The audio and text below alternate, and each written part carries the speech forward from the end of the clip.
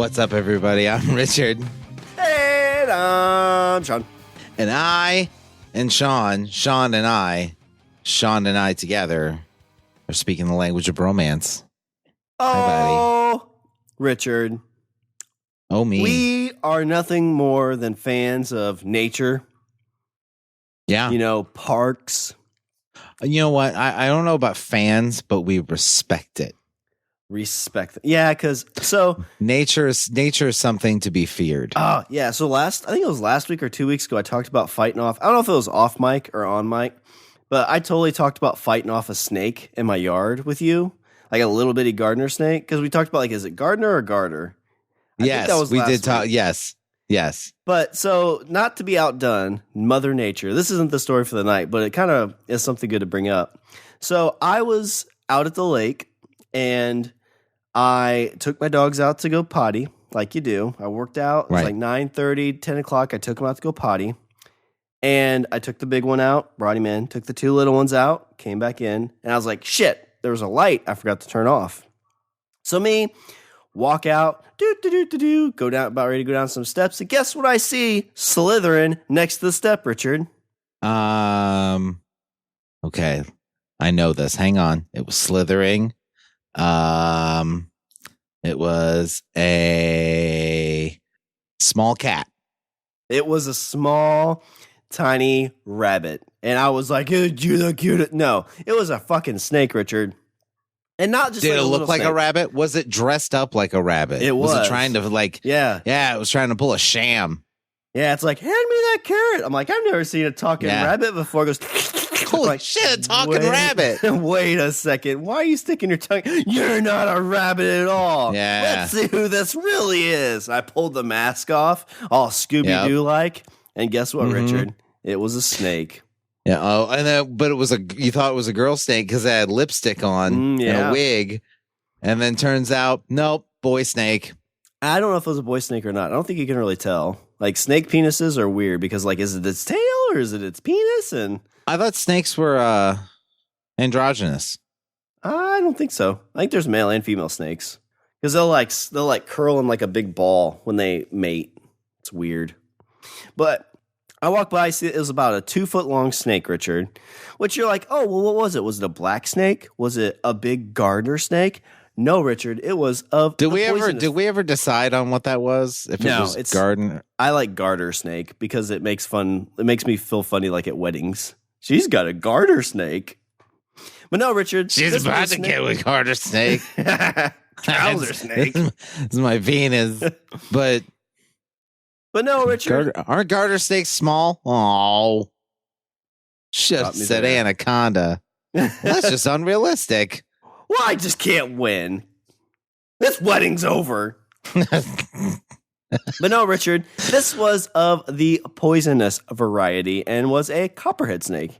And I wasn't sure because I know a lot of times when you say, like, oh, I saw a copperhead snake, people are like, bullshit. It was like a bull. What do they call them? Bulldog snakes? Bull snakes. Bullfrogs? Just bull snakes? Is that what it is? Yeah. But they have kind of a similar what's a look. bullfrog snake? I don't know. I thought it was like bulldog snake. Oh, God. What if it's a snake that hops? I'm going to get you. But snakes, I mean, like you talk about cobras, they have like the striking distance of their body. So when you see those like dudes like, you know, getting in front of them going, doo, doo, doo, doo, yeah, like they're in striking distance. Yeah. And those are venomous. You ever see? It's like whenever Steve Irwin always grabs snakes, he always did this thing where like he'd hold it by the tail, but like he'd hold it out and he'd lean back and like spread his legs super wide, like as wide as he could, and then he'd like basically like lean the back of his body, the bottom half of his body, like lean it back as far as he could.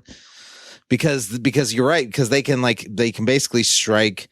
Most snakes can strike at least half their body length. Yep, and like when he's holding it too, they can like kind of like slither up themselves. Like snakes are not like I was not going to grab this snake by the tail because I was scared and I ran inside and I'm like whoa whoa whoa whoa. Yeah, ran back inside like you do. Locked the door. Called my father-in-law. I was like, "Daddy!" He's like, "I'm not your daddy." Well, first off. like, Papa. He's like, no, like, I barely like you. I'm like, there's this, and that barely like is now waning. What do you want? like, there's a snake. Like, oh shit, you saw it, huh? Damn, I was hoping you didn't see it. What does that mean? It's in the kitchen, right? No, is there one in the kitchen? No. But don't you feel like you want a sandwich? I am kind of hungry. Oh, Jesus! Oh, there's 2 of them. Well, don't check the bathtub. You should take a bath. You'll be safe there. You're right, actually. Oh, God, a 3rd one. No, I'm so scared I got to shit. Yeah, sit on the toilet. Yeah, do that. Do that next. But no, just stay on the line. So I walk out, I see it, I go inside, call my father-in-law, and he's like, he basically just says, like, there's nothing to really do anything with it. Walk back out, I see it climb up the arm pole or the like guardrail. I was going to say, okay, wait. So you called him. Like, what do you want him to do? What are you calling him for? Come and save me, obviously.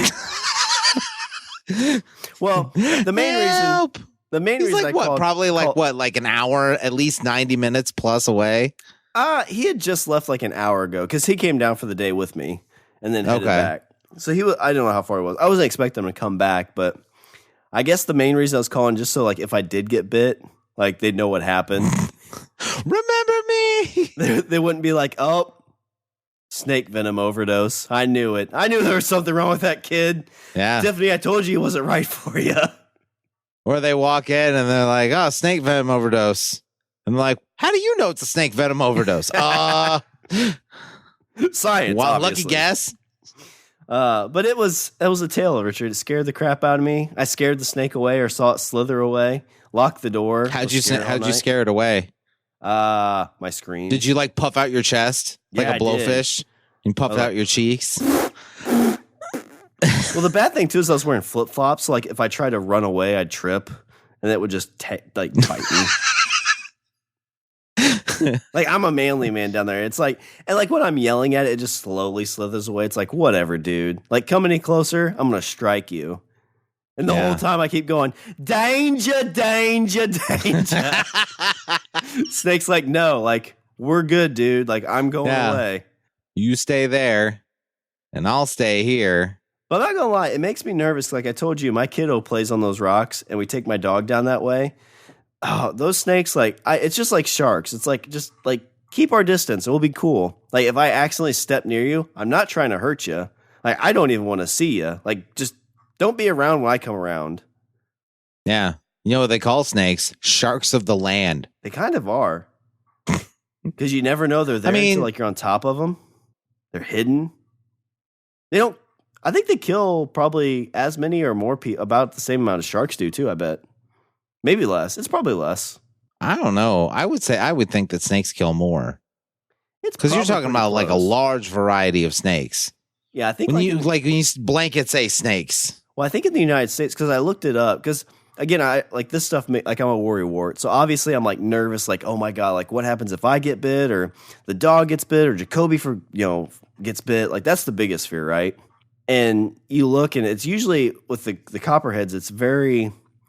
It's more like if you get bit, a fatal bite's very, very rare, except in like children and the elderly or people who have like bad immune systems. Yeah. And I looked in like in the 2010. Were you reading Wikipedia and then you were like, okay, children, infants, bad immune. Oh no. Oh God, are they spitting snakes? I'm compromised. But I think it was like it's just like a cold. Tell my son I love him. But I think there was like 10 to 20 deaths like in the last 10 years, like 2 a year. So it's probably less than sharks. I gotta say that like I would not check.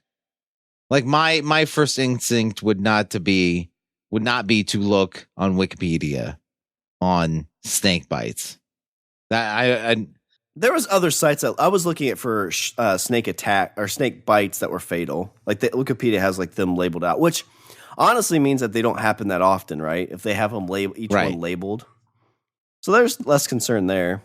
But it's kind of like spiders. Like spiders, I'm not scared of spiders, but it's the fact that if you like it's something biting you and killing you that's that small, right? Like a shark bites you to eat you because it's hungry. Yeah. A spider isn't going to eat you. It bites you because it's like, oh shit, you're going to eat me. Snake, same thing. It's like, oh god, you're going to eat me. Chomp. And it's like, no, that's not what's going to happen here at all. I didn't know you were there. Yeah. I was reaching into my shoe trying to grab my sock, and I didn't realize there was a spider in there. Or, oh no, I was going down these steps or stepping over this log. I didn't realize you were there, Snake. You know, it's a tale that's been told, Richard. It's like if we could just get, you know, nature and humans together and be like, listen, we're not going to kill you. And then nature's like, I beg to differ. Right. But Richard, that leads me into our story for the night. Long-winded, kind of ties in. But this is kind of us taking nature. Oh, this isn't going to be you telling me about snakes? No, that was I found this fascinating story on snakes. And we're going to talk about how terrible snakes are. Richard, why they should all be eradicated. I'd like to bring our guest on all the way from the lake, Mr. Copperhead. That son of a bitch tried to kill me. Why do you sound like Mike Tyson, Mr. Copperhead? I have a speech impediment, and I'd like attention not to be drawn to it. Thank you very much. I was fine until you kicked me in the head. It was like, you son of a bitch. I'm waiting for you in that toilet. You wait. You take a shit. I'm going to botch you on the asshole. Not on the ass cheek. Asshole. Was that a fear? Were you worried that like it was going to like swim through the drainage and come up through your toilet? No, I was slightly worried it would come into the house because it's like a cabin that's not like, it's not like it's not like a shack or anything, but like it's a cabin that I'm sure there's nooks and crannies it could slither its way in. Sure. A video I saw as I was doing some Copperhead research, there's a video of a chick in Thailand who got bit by a snake. And no, it's not a dirty movie. It was a real snake. And it like slithered under her house and she had her foot like hanging over the bed. And like it saw it bouncing around. It was like, and bit it. So I was a little worried about that. Not like I slept well, but I did drink a lot too that night to calm my fears. To calm my nerves. I gotta drink my snake medicine. I didn't even fall asleep in the bed. I sat in the corner with a pistol in my hand. That was the next option. Take my pistol out there and empty a clip in it. And then the snake comes in. Where do you think you're going? I'm scared. Take your pants off. Why? Because I'm going to bite your asshole. But Richard, our tale, it's kind of a fun tale, I think, that I'm going to talk about. It takes place in Idaho, Richard. What do you know about Idaho? There's potatoes, and there's a town called Boise. There is. I always forget Idaho's like way far west, too. It's the capital. Boise's the capital. It is. It's like in the Northwest. Yeah, I always feel like it's more like in the Midwest, but it's very much more kind of like, it's like right in the top half of California, and I think it touches Seattle or Washington, doesn't it? Yeah, like I don't know. Yeah, because it's shaped like a foam finger. Yeah, don't judge me, Richard. I don't know biology. Anyway. Moving on. So in 1948, Richard, a long time ago, right after World War II. Summer of Love. So let me start. This article comes from blogs.scientificamerican.com. So Scientific American, so you know it's a thing. Fancy. Like this is something they should teach you in biology class. So sometime in the late 1940s, a very patient, elderly beaver called Geronimo was put in a box, Richard, flown to an altitude of between 150 and 200 meters and tossed out the side of an airplane. Okay. You know what? Because I perpetually have the mentality of a 12-year-old. We're not going to get through this without me laughing. Well, I've already got the name of the episode title, Richard. Go ahead and go. Just say the first sentence again. Just say the first two sentences. Sometime in the late 1940s, a very patient elderly beaver called Geronimo was put in a box. I bet it was called Geronimo because it always went down. Yeah, and that's what you always say. That's what they always said when they went to meet it. So, tossed out the side of an airplane over and over and over again. He didn't know it at the time because beavers, Richard, But each time Geronimo survived the trip back down to the little flying field in Idaho, he was bringing one of the nuttiest solutions to wildlife relocation ever dreamed up. I bet it was. Reality. So wait a minute, so they put it in the plane, and then they drop it from the plane. Yeah. Did you know beavers can fly? And then they put it back in the plane? I guess like it came back. The beaver's like, hey, you guys dropped me off at the wrong place. So it's like homeward bound, but like... But they don't want to keep the beaver. Yeah. Instead of like that scene where like he comes running over the hill, and they're like, "Oh my God, Chase, that's amazing!" Yeah. They're like, fuck, it's Geronimo." What are you doing, Geronimo? If they're at the point, like, because you know that what they probably did is like it started out where like they drive it a bit and then like throw it and then like like, okay, here you go. Like, go in the woods and then be with your forest friends. Maybe you'll find a sleeping princess that you can, maintain a vigil by her glass coffin or something. I don't know. Wherever the fuck beavers do, right? And then it comes back and it's like, no, not here. And then they drive a little bit farther. I'm not your Princess Geronimo. Yeah, right? Like, if we're at the point that they're putting the thing in a plane and like throwing it out of the plane, how is it surviving the plane drop? Do they put a little parachute on it? I don't know. We'll have to read forward. I'm assuming that beavers can fly, Richard, which that's what my wife tells me. She's always like, before I go to bed, I'm like, hey, babe, what's up? She's like, hey, this beavers fly. I'm like, I don't know what that means. I should have paid attention in science class. Yeah. Geology was never my best why subject. Are you using hip 90s lingo? So it was 1948, Richard. So just after the end of World War II, and people were beginning to seek out new homes in the town of McCall and around Payette Lake in Idaho. And this is a quote like from the parrot? It's Payetta. Payette? I thought you said McCall. Yeah, McCall. Yeah, MCCALL. Oh, McCall. Okay, Yeah, I thought you not said macaw, like McCall. like the parrot. Quack. And in the Throw out the beaver. Quack. Throw out the beaver. Toss the beaver.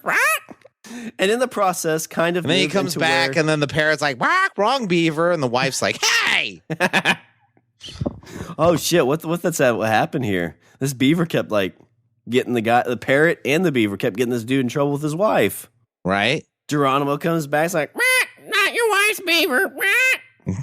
Like, throw out the beaver. First off, get rid of that goddamn. Like, imagine if you're the neighbor though, and like you keep hearing like this husband and wife have an argument, and the wife is constantly like, "Throw out that goddamn beaver." Yeah. And he's like, I've thrown it out of a plane like 5 times, and the neighbors are probably like, "Is that poor woman all right?" It's like, oh, you've been hitting. Why does she keep coming back? It's like, I think you're a little hard on the beaver last night, Steve. Good old Leave It to Beaver joke. Is that the title of the episode? Is it Leave It to Beaver? What's that? Is that the title of the episode? Leave It to Beaver? Okay. Oh, is that? Oh, I think it's a line from Leave It to Beaver. Okay. Or it was from Revenge of the Nerds, at least. That's where I heard it. They're doing a skit. Nice. Good pull. This is a quote from Steve Lebenthal from the Idaho Fish and Game Department.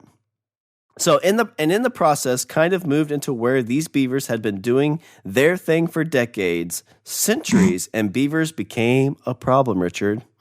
Oh, man. If I could write a book about how much trouble I've gotten in with beavers. Mm-hmm. It's kind of like the beaver problem. Yeah, it's kind of like the Family Guy episode where Quagmire and Peter give up beavers. They're like, we're done with beavers. And they have like an alternate life where they're millionaires. That could be us, Richard. Do you ever wonder if that would be you? Like if you weren't so preoccupied that you would have oodles of money and you'd be like, I'm of gobs of money, but I definitely feel like I'd have less time like worried about stuff. Because I don't know about you, but I work around a lot for beavers. Like I make sure that the wood is ready for the beaver. Yeah. I make sure that the beaver's habitat is well manicured. I ensure that the beaver is fed and clothed. I ensure that the beaver has enough water to ensure that its wetness is beaver-tastic. Uh-huh. Go on. I mean, I knew it was going to get juvenile. I didn't think it could get weird, but it got a little weird. Wait, you're talking about your beaver farm, right? Like, I raise beavers. Really? Yeah. Name five that you own right now. Roscoe, Rocco, Ralph, Randy, Rupert. Why are they all of our names? 5? Because beavers, second letters are, third letters are. The last letters are. Oh, it is, isn't it? Beaver. You can't put me on the spot. Hey, I came up with 5 beaver names. That was really good. I was impressed. What you need to do is be like, now repeat them. Ralph, Rupert. But like, I don't think I would, because I'm not that much of a go-getter. So I feel like if I wasn't preoccupied, the things would be roughly the same. Yeah, I mean, I would just be more at peace with myself. Yeah, I was beaverless for like 8 months at one point. Like after I was like older too. Yeah. So I had beaver farmed for a little bit, and then like, stuff happened and lawyers got involved and they said no more beavers for a little bit. Well, they didn't really say that. They just said this beaver is going away because it was a bad beaver. Like, it was an evil beaver, to be honest. It was an evil beaver. Yeah. Had like, teeth. and it like left. And tried like, you to don't bite realize. You? Yeah, it did. And you don't realize like beavers, they don't just take like wood. They take, well, I guess they take like what they start with a wood, and then it just get then they're like, they go to build their dam and it starts with wood, but then you run out of wood and then they start taking everything else. Yeah. It's like, and then you're money, like, hey, like I need some of that stuff. I know you want to build the dam and everything. They take your will to live. But yeah, I don't need that to build a dam. But you're not very good beaver. But they take it anyway. They do. But yeah, I was beaverless for a bit, and I didn't have things to like. I wish I had like the writing and stuff, because I feel like I would have got a lot done at that time, but I just didn't do that stuff yet. So just like, not productive. Yeah. You're just wandering through the forest, trying to find another forest friend. That's true. Looking for rabbits. Yeah. Muskrats. But nothing fills that void like a good old beaver. And that's why, Richard, in 1948, they parachuted beavers. So let's read a little bit further. So basically, there's people are starting to sprawl out. I guess they want to take over this land where there's a ton of beavers. Urban expansion. Yeah. So the clash between the beavers and their abundance and the new locals resulted in a whole lot of damage to irrigation systems. Oh my God. Is this like a war? Kinds of farming is this going to be a war? Is this the Great Beaver War? Is this going to be like with emus? Is this our emu war? Is this the American emu war, but it's beavers? Richard, I think there's tons of tales of battles with beavers. It's a war that hasn't ended. Why do they always win, Shawn? Riddle me that. That's a good question. Like, as men, we could stand up and be like, no more wood, beavers. Yeah. The bad thing is they'd probably be fine with it. Like, good. We didn't even like wood anyway. You know what we like? Other beavers. And then you're like, really? Well, I'll give you a little bit of wood. Bust my buttons. That's a horse of a different color. So let's see. So the fish and game department staff were tasked with transplanting the beavers to a more suitable habitat. So they're collecting beavers, putting them in and apparently now putting them in planes, and then throwing the beavers out of planes. Yeah. And this says, which was cool because past experience had shown that transplanted beavers were great at setting up new colonies, multiplying and providing valuable environment services such as storing water, reducing the risk of flash floods, erosion, improving the habitats of other mammals, fish, waterfowl, and plants in the area. Oh. Ironic that the beaver was named Geronimo, too, because they're throwing it out of a plane. You know? Yeah. Geronimo! Who's the first one to go? Geronimo! No. Geronimo would have been dead then, too, wouldn't he? Because he died, I think, like in the 90s, 1890s. Yeah.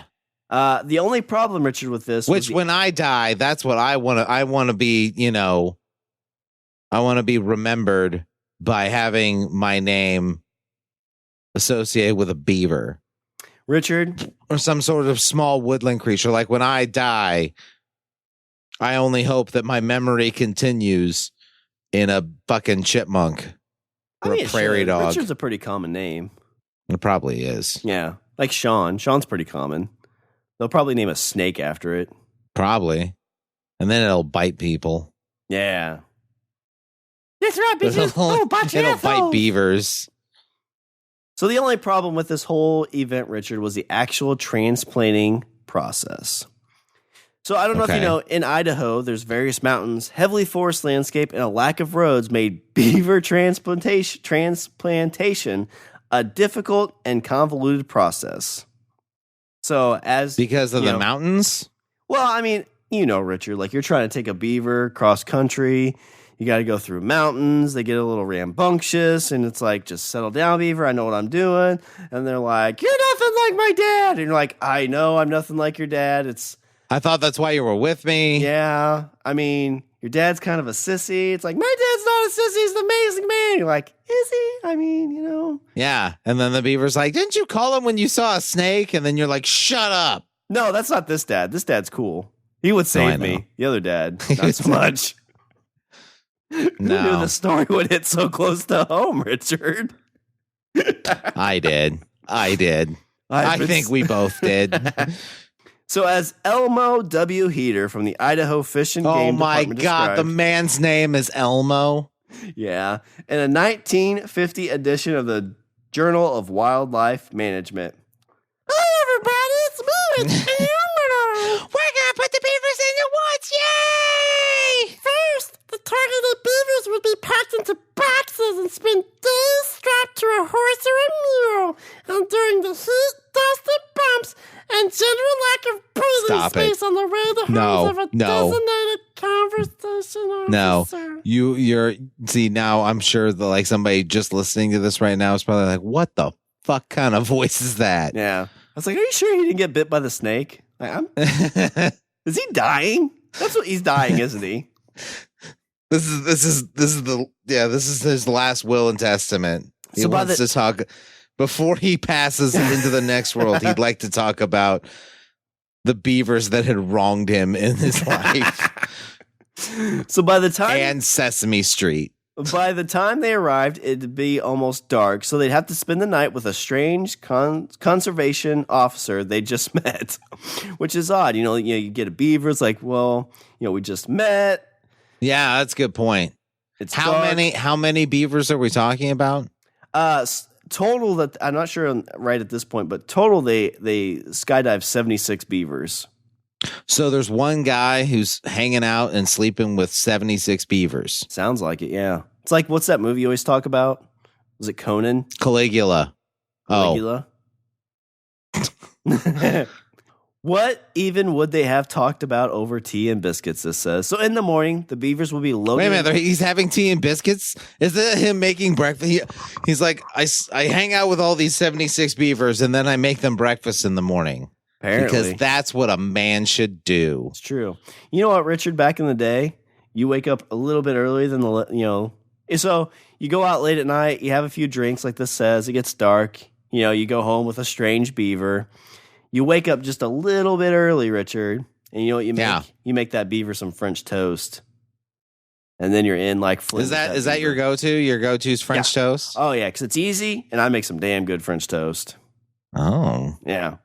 It's all about the bread. Never made me French toast.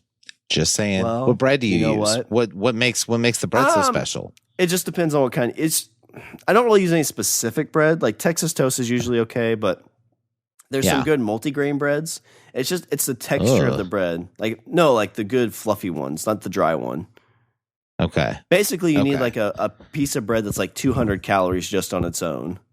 Okay. Good meaty bread. Yeah, because if you use like the not cheap, but like the healthy 60-calorie grain bread, it'll just break apart when you cook it. And it's basically just like egg toast at that point. Yeah.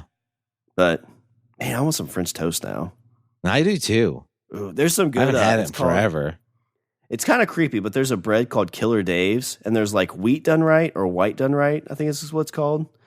And it's a guy that was in prison. I don't think he killed anybody, but he got out and he wanted to make a like. What does that make a difference? I don't care if a murderer teaches me how to make things. That's true. I mean, if he did the time, but right. But the bread Killer Dave's is really good for French toast.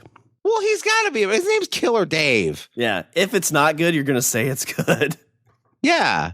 Well, and also like maybe he didn't, but like. I mean, what's it going to call? Oh, have some aggravated assault, white. What's your name? My name's Failure to Appear, Dave. Like, Money laundering, Greg. Minor drug offense, Steve. Yeah.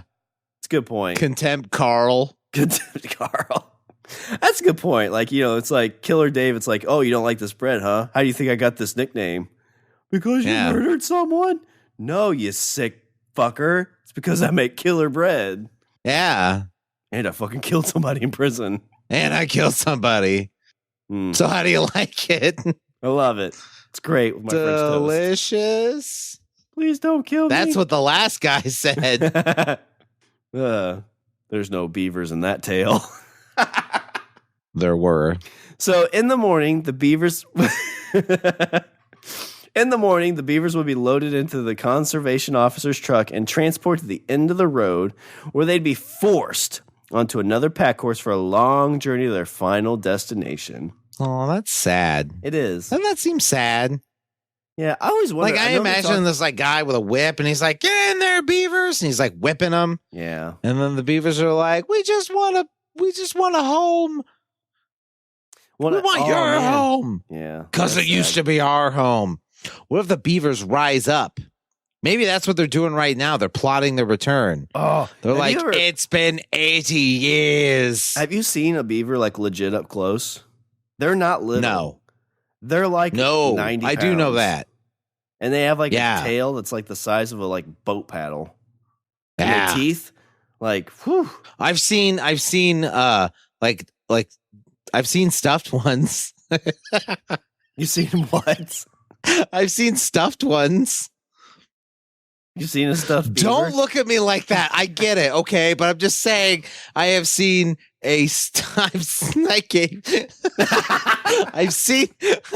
a stuffed beaver, and they look very large, and they have big not pointy, but they have huge fucking teeth, and like you said, they have a tail that looks like a boat paddle. Yeah. So understandably, throughout the whole ordeal, the beavers got stropey. The horses' delicate senses were offended, and the conservation officer risked a good old-fashioned mauling, as Heater explains below. So this is the guy that was loading them and sending them. So beavers cannot stand the direct heat of the sun unless they are in water. During transportation, they must be constantly cooled and watered. Sometimes they refuse to eat. Always keep your beaver wet. Yep. And sometimes the beavers don't want any wood. Nope. Especially once you put a ring on them. What? Ooh. Older individuals often became dangerously belligerent. Yeah, those old beavers. That's what happens. Yeah. Rough trips on pack animals are very hard on them. Horses and mules become spooky and quarrelsome when loaded with a struggling pair of live beavers. Yeah, I mean, if you got two beavers on you, like you're just holding down your load. Like it's tough. That's true. And it's hard to hold it down. Yeah. And then they start fighting. Oh yeah, because then you got the one beaver you got to worry about, and then like you're trying to hold that load. Then the other beaver's there, you got to hold that load, and yeah. If I had a nickel, I'd still have no nickels.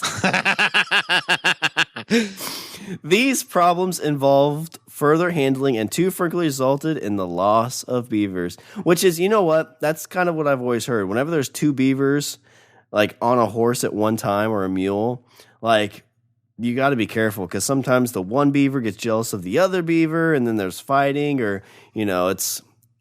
Yeah, and then both the beavers leave and then there you are.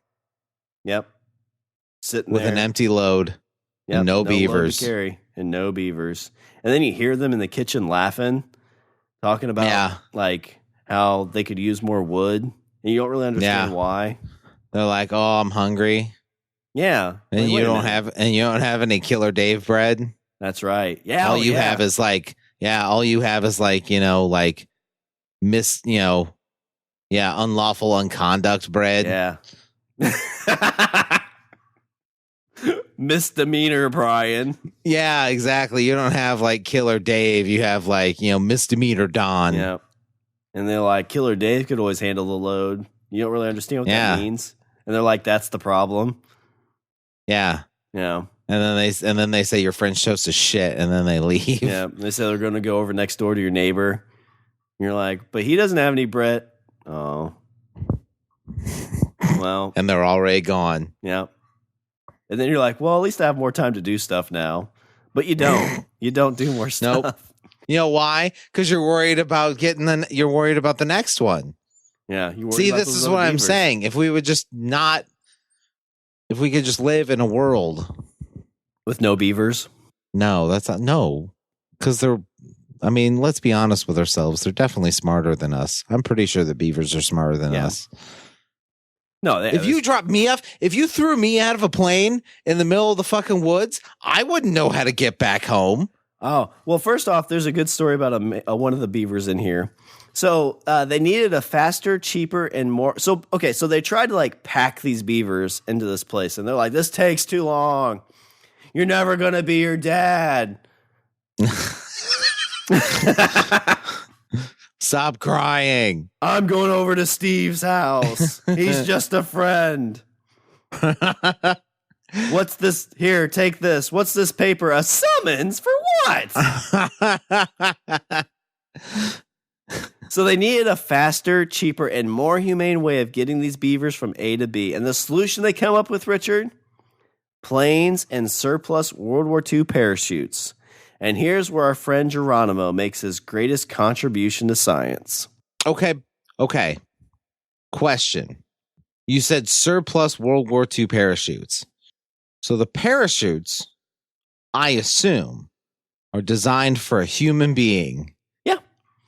I think they'd be slick how too. is this parachute going to fit on a beaver?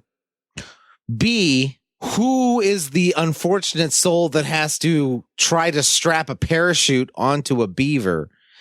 C, or 3, once the beaver lands, when the beaver is falling, how is it going to open the parachute? Oh, wait, no, never mind, because that's not how World War II parachutes worked. They're kind of like they threw them out. Like they didn't like pull the cord. Like as they're leaving the plane, then the chute opens. Yeah. Well, we'll find out, Richard. Yeah. Maybe they like trimmed Well, I was going to say, for like 3, once they land, how are they getting the chute off? I think they explained it in here because I saw the video. Okay. And I had to I went to the You watched the video? They made a video? There's a video of a beaver jumping out of an airplane, being thrown out of an airplane. And because I messed up and I put 2 beavers handling a giant load. Oh, yeah. And that's the kind of thing that'll destroy your search history. Yeah. It kind of took up my night, Richard. Yep. So, when earlier I said I was working out, I was actually doing research. And beaver, takeoff, airplane. These are all keywords that are gonna better incognito that. In those incognito terms, though, have you ever looked up beaver in those terms? No, I'm afraid of what I'll find. Yeah, that's true. As everyone should be. So so this is a quote from Heater. So satisfactory experiments with dummy weights having been completed one old male beaver whom we fondly named Geronimo was dropped again and again on the flying field. So they tested with one beaver. So this is before they got to I where see. they So needed to. Geronimo was the test beaver. Yeah. Oh, man, wouldn't that be awesome if you were, well, I guess not. I was going to say, you'd want to be the one testing the beaver. You'd be the test beaver if you were the male beaver, but never mind. Analogy goes away. So each time he scrambled Oh, that's what you do in high school, right? Oh, maybe. I don't know. I did high school wrong. And college. Yeah, you did. So each time he scrambled out of the box, someone was on hand to pick him up. Poor fellow. He finally became, and as soon as we approached him, would crawl back into his box, ready to go aloft again. So he kind of figured it out. He's like, he lands. And it sounds like the way they did this is they parachute him in a box. When the box landed, it was set up so that it would open up. So he didn't have to get the parachute off of him. Oh, okay. So instead of some poor fucking schmuck that's got to like try and figure out how the fuck am I going to put a parachute on a beaver? Yeah, which already sounds like a horrible idea. So they put it in a box, then they put a parachute on the box. Then when the box lands, it basically like kind of breaks away. Yeah, and so that way the beaver's like, oh, well, here we go. Yeah, it's like, this isn't home. Can you imagine though if you're just some animal and you're like, oh, okay, so we're going in this thing. Oh, okay. Yeah, that guy's opening the door. That's stupid. Hey, wait, what's going? Oh God, oh God, oh God. Like you're just like flying through the fucking air. Like I don't understand how, like if I was any sort of animal, beaver or otherwise, chipmunk, prairie dog, whatever, like I would like have a fucking heart attack when I am being tossed and then realize that I'm like, 5,000, 10,000 feet in the air. Well, yeah, I mean, think about it. As an animal, like your biggest fear is getting eaten, essentially. Like the snake I talked about, when it saw me, its biggest fear is like, I hope that thing doesn't eat me. But then it heard me scream, and it's like, yeah, that thing's totally not eating me. He's not going to eat me. Yeah. Look at him. He's got like, I bet he takes things my shape in his mouth. Did he just pee himself? Nope, it's poop. So, but yeah, like they talk about like turtles live in like, I think it's like a mile radius. And that's why they say you shouldn't take them other places because that's all they know. Right. So yeah, like this beaver's lived in this area. You move him, 20 miles one direction. He's like, what the fuck? Is this Jersey? Well, not even that. Just like the shock of like, you're 10,000 feet in the air. Yeah. Like you're just, and like the wind's fucking like whipping around. Yeah. If I was any sort of animal, I'd have a heart attack. I would be dead before I hit the ground because I'd just be like, thud. They go and find like a beaver that's lived there, and they're like, you'll never guess where. He's like, where am I? And the beaver's like, Idaho. You're like, I'm from Montana. Like, you won't believe what happened. This like, yeah. And then the beaver's like, Ida Beaver. It's a dad joke. I'm sorry. I apologize. Ida Beaver? Yeah, because Idaho. Oh. Ida. Moving wow, on. that just made it worse. So, another quote says here, you may be sure that Geronimo had a priority reservation on the first ship into the hinterland, and that 3 young females went along with him. Oh. Yeah, so they're like, hey, Geronimo. Hello, menage a beaver. Yeah, it's like, hey, you think you can handle 3 beavers at one time? He's like, no, but No. I'll give it a shot. Yeah. It's like, I'm an old beaver. Like, what do I look like? Clint Eastwood and The Mule? Have you seen The Mule? Is that? No, I haven't. Did he do that? He had like 2 threesomes in that movie. Like the first Holy one. shit. Yeah, like with young chicks too. You know why? Do you know why he did that? Because didn't he direct that movie? I bet he directed that movie. Yeah. I mean, if you're at that age, isn't that what you would do? You're like, all right, I'm 80. This is probably my last No, movie. because I'm 80. I don't want that on screen. It looks weird. It'll look weird. Richard, you're 80. I don't think you cared. Well, and you didn't really. Well, the first. So, all right, talk about The Mule. So, will I make the movie? Yes. Will I show the movie to other people? Probably not. So the first time you see, like, basically the concept of The Mule is Clint Eastwood is basically packing drugs for like the Mexican cartel, And they like Yeah. him because, he's an old guy. He's got a truck and like nobody suspects him of like moving all this drugs. Sure, because he's an old man. Yeah. And so he goes to like this like hotel in America at some point, and like the drug people are following him, and they like send two ladies his way. And like you're not sure that's what happens. Like, like they go into his hotel and it's like the next morning they're leaving, they're giggling. You're like, well, maybe he's like, hey, no, girls, I don't need that. Like, do you want a Werther's? Like, let me tell you my old war stories. And they're like, how do you just constantly have them in your pocket? It's like an endless supply. You just keep pulling them out of your pocket. It's a grandpa miracle. Yeah. But and he's like, let's just sit around and watch old movies. Yeah. Tell me about your day. Look, Miracle on 34th Street. Sit down, kids. Because so like you see them in there, like you're like, is that what happened? But they don't really like allude to it or say anything. And so like you think maybe he's like an old man who was nice about it and didn't like be weird with it. Because again, like he's 80 years old. It's like not all the plumbing's going to work at that point. Like it's a natural fact. Like sometimes stuff just doesn't work anymore. I mean, yeah, pharmaceuticals aside. Yeah. But Richard, they definitely hit home on this where he goes down to Mexico to hang out with a drug lord there. And he goes into a bedroom and two ladies show up and take off their tops. And Clint Eastwood, 2 threesomes in that movie. I mean, I get it. I get it. Like Clint Eastwood's just like, he's like, I'm still viable as a person. That was a rough movie too. I don't know if you saw it. I don't know. Like I said, if it was me, like, would I make that? Yeah, maybe. Would I show that to other people? Like, would I let's put this in theaters? Yeah. Because people will love it. Like, I don't know. Who doesn't love grandpa having threesomes with 20-year-olds? It's like, well, I mean, it is its own genre, but not my genre. And also, like, not a genre that you go to a theater. Like, I'm not going to a theater to see that. So, talking about Geronimo again, so even there, he stayed in the box for a long time after his harem was busy inspecting the new surroundings. However, his colony was later reported as very well established. So, Geronimo pulled the old Clint Eastwood and made sure that his beavers had baby beavers. He's the Clint Eastwood of beavers. That's what you're trying to say? Yeah. He was sent to his own little piece of paradise with 3 lovely young beavers. So, yeah. He's probably like sitting there, and then the other beavers are like, hey, come hang out with us. And he's just like, Geronimo. Again. Off he goes. Like, you wonder, do you think that's what's the Hugh Hefner? Do you think he was ever like that? Like at his old age, like he had like the 6 young blonde girlfriends, and they're like, hey, Hugh, I could go for, a little Hugh action. And he's like, get my Viagra. Do I think he was ever like, nah, I'm good? Yeah, I'm sure he did. I mean, yeah, probably. Especially towards like the latter part of his life. Yeah. Do you hate him a little bit for that?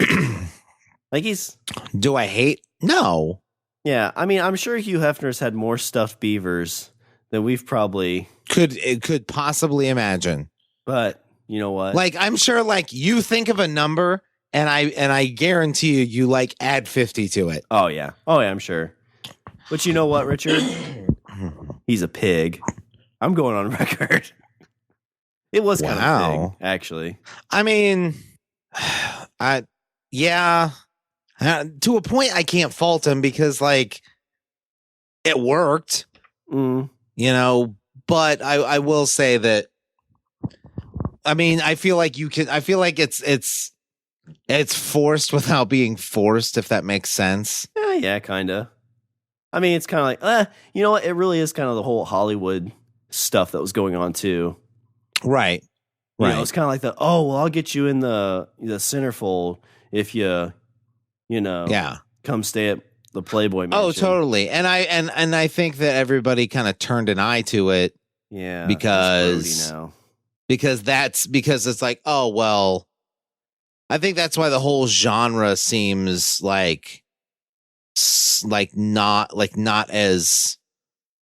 on the same level as other things, because it's, it's seen as like degrading. But the ironic thing is that like most of the most of that industry is run by women.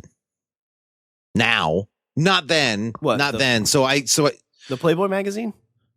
Well, no, Playboy's done, aren't they? They're gone, right? It's done. I think they came back. I don't know. I haven't had a Playboy since like Sable in like 96. It's been a minute. Yeah, nobody has. Because of the internet. So, thanks to Geronimo, Richard, 76 beavers were successfully transplanted during the fall of 48. The boxes the Fish and Game Department officers used could carry 2 live beavers each, and they were heavy enough to deploy the parachute immediately, but light enough to end the trip with a gentle landing. Heater describes how the weight of the boxes... Which is one thing a beaver always likes. A gentle landing. Mm-hmm. Yeah. It's a true story. Oh, no, not a joke there. I'm just saying a fact. Heater described how the weight of the boxes kept them shut on the way down to Earth, but the beavers were able to easily crawl out once they landed in their new home. One of the selections of small open meadows dotted with the streams. These new habitats were part of what's now considered to be the largest protected roadless forest in the lower 48 states. Wow. But Richard, with every tale of greatness, there is usually one sacrifice. Oh. So there was one casualty, Richard. The linen lashings that kept its box together in midair broke, and the curious beaver managed to nose its way out and climb on top. As you do. Holy shit. Yeah. So, like, you throw this beaver out. See, like I was talking about, if you were the beaver, like, you'd be having a heart attack. If you're that beaver, like, you're definitely like, what? Yeah. So even so, had he stayed where he was, all would have gone well.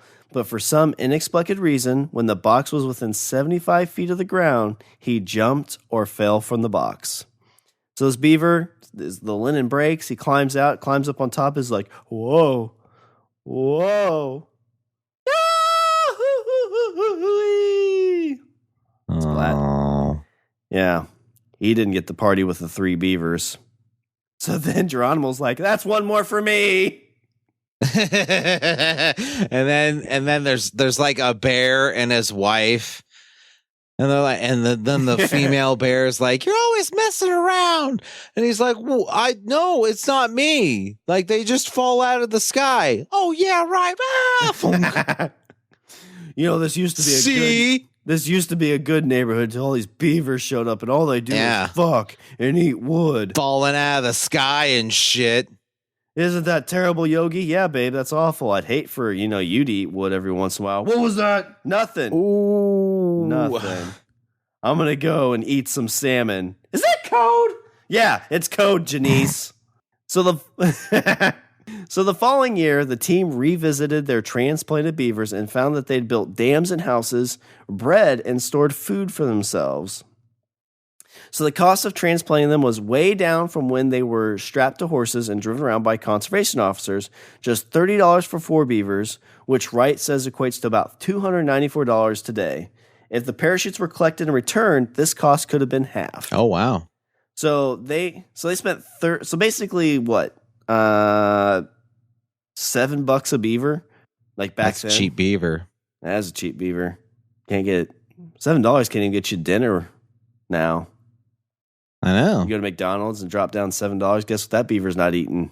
No wood for that beaver. No, that beaver's not eating. You know why? Wood. Yeah, because the beaver don't want it. Yeah. Like, So fish fillet is all you think of me, huh? Well, yeah. Guess who's going to be building a dam by themselves tonight? Oh, Big Mac. I get it. It's very clever. Yeah. Yawn. I'm kind of tired. Sorry that those fries didn't agree with my stomach. So gonna roll over. Put me back on the plane. So Wright asked Lebenthal why the practice came to a halt after those 76 airborne beavers, and he told her that most likely the Idaho Fish and Game Department officers had done their job. 76 was enough to restore the balance between humans and beavers around McCall and Payette Lake. Yeah. And Idaho was like, no more beavers. No more beavers. So, and right now, somewhere in the Idaho wilderness, the children of brave Geronimo will have no idea what any of us are even talking about because beavers. So, Richard, I think this tale of Operation Beaver Drop, is kind of a happy story. You learn that this lineage of beavers is there. They have a dad that was amazing, or probably a great. All the beavers were in one spot, and they tried to push the beavers out, but the beavers didn't want to go, and so we came up with a compromise, and we decided, hey, let's put the beavers in a nice spot because everybody likes a happy beaver, and so they put the beaver on a plane. And they sent the beavers off to a magical land where, so now in the woods in Idaho, there is a land where beavers get to roam free. Yeah.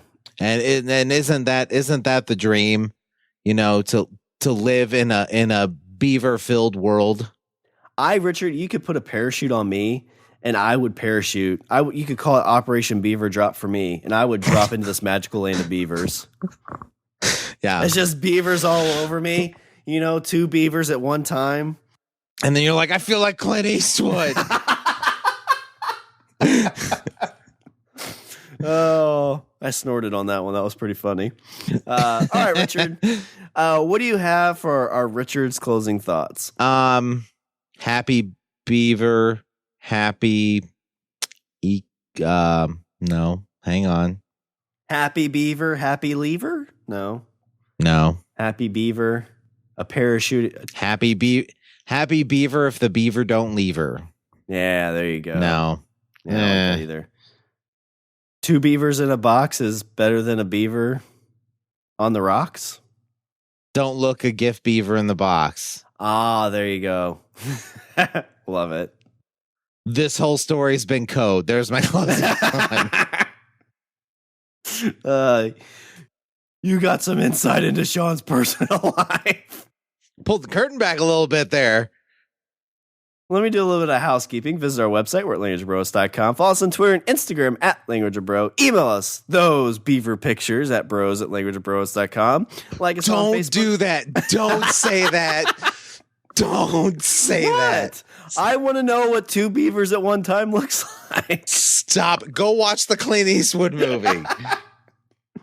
Like us on Facebook and go get your LLB merchandise at the T Public store. You can look us up on the Pod Bros Network or at Language of Bromance. We have Lucy 666, we have the Violent Panda, and we have the Language of Bromance logo. Go out there and check that out. And if you're like, listen, I got plenty of shirts, and this, I feel sorry for Shawn. Like, 1, he's scared of snakes. 2, he's had like some weird ups and downs with beavers. I want to throw some money your guys' way. Go to our Patreon account at www.patreon.com/languageofbromance. Yeah. Send him some comfort. And you can always find us as part of the Pod Bros Network. A very beaver-friendly podcast network that's on the internet. It's very beaver-friendly. Mm-hmm. All right. Was there anything else before I close her out, Richard? Beavers. All right. Well, that's all the bromance we have for this show. I'm Shawn. And I'm Richard. And remember, don't be a why. Be a why not. Richard, we got rid of our... I know, because we can't... Yeah, we got rid of our beaver ending, and we do a whole story about beavers. Yeah. Yeah. Geronimo!